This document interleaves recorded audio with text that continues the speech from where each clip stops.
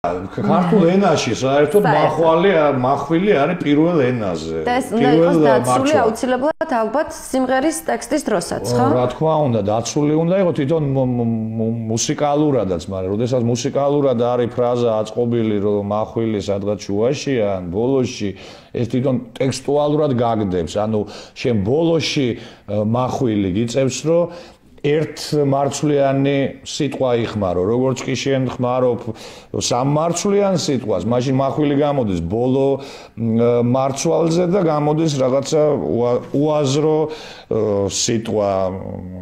ჩვეული მაგალითად, ვარ ჩვეული, ხო?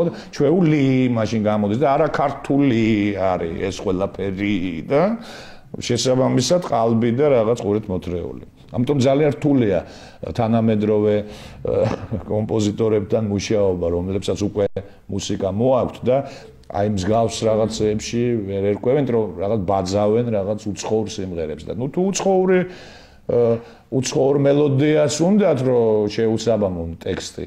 მაშინ უცხოური ტექსტი დააწერინონ ვისაც, ნუ ქართული ცუდად ჯდება იმაში.